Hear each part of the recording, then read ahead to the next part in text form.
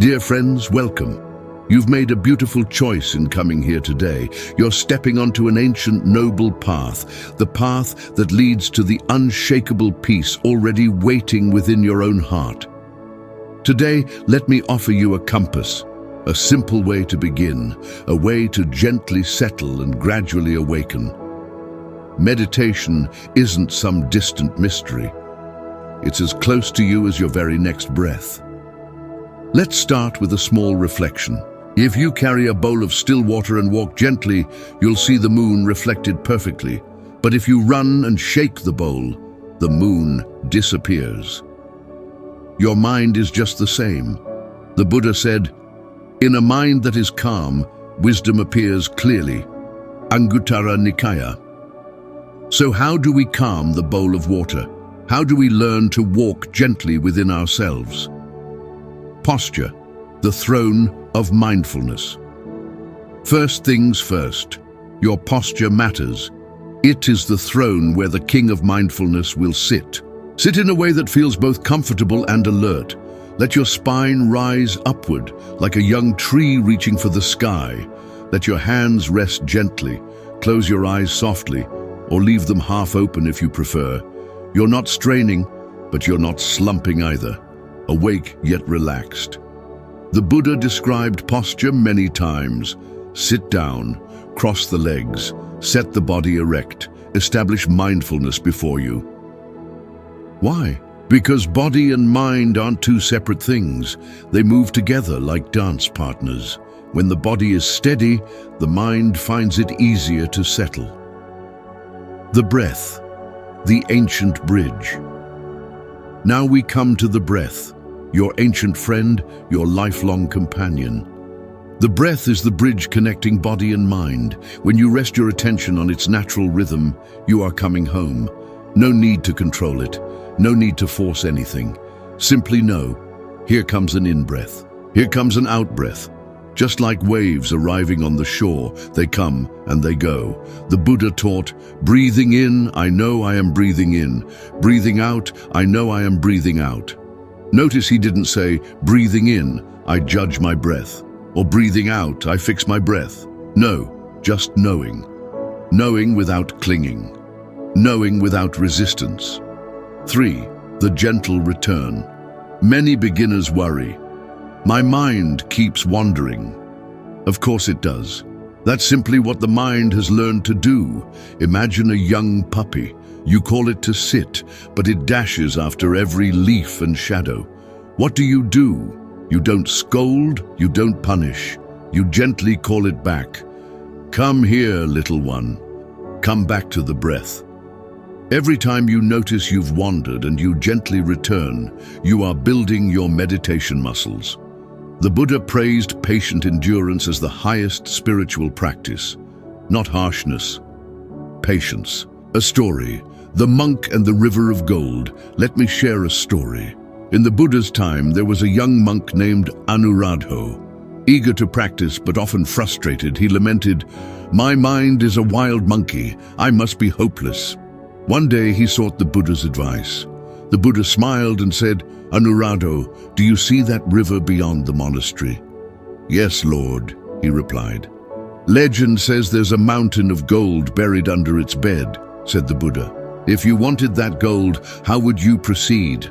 Anuradho thought and answered, "I would dig patiently, removing one handful of sand at a time, day after day." The Buddha nodded. Exactly so with the mind. Every time you notice distraction and return, it's like removing one handful of sand. Keep going, be patient. Beneath it all, the gold of wisdom and peace awaits. So Anuradho practiced diligently, and in time he touched a profound stillness he had never imagined. Friends, your mind too holds a hidden mountain of gold. Handful by handful, breath by breath, you are uncovering it. 5. Loving kindness, the oil for the engine. Sometimes meditation can feel dry or mechanical. That's when the heart needs oil, the oil of metta, loving kindness.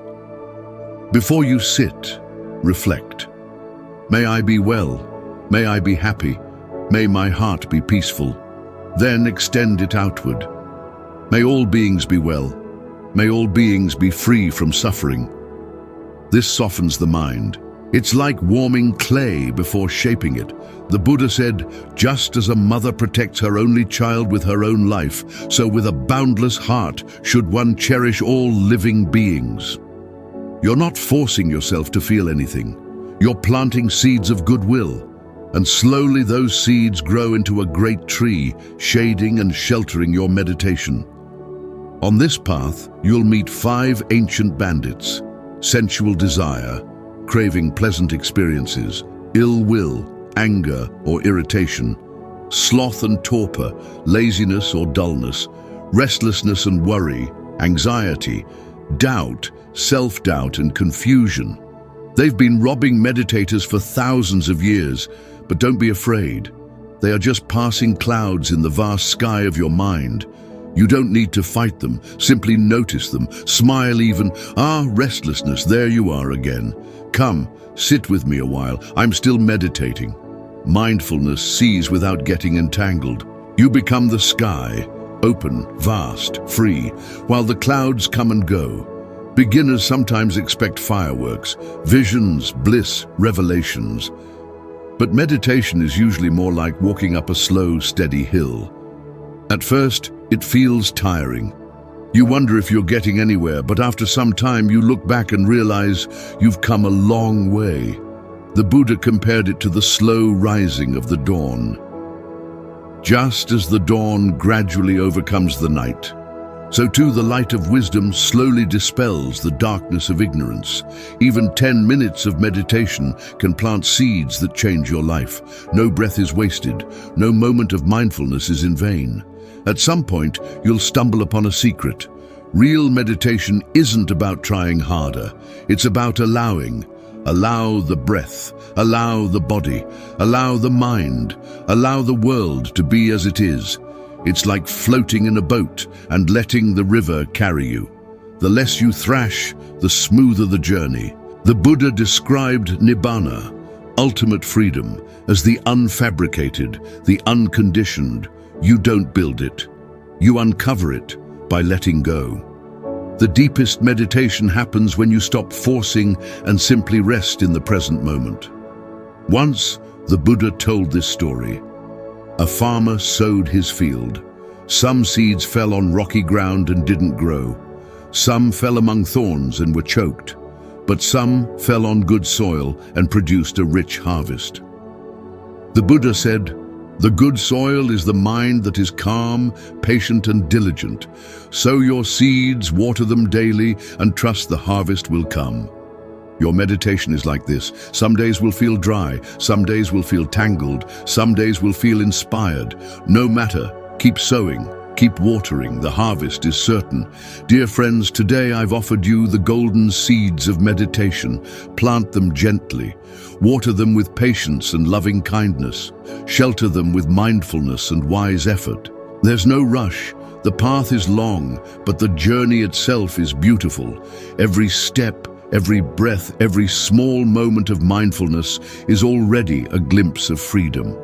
The Buddha said, "Just as the great ocean has but one taste, the taste of salt, so too the Dhamma has but one taste, the taste of liberation."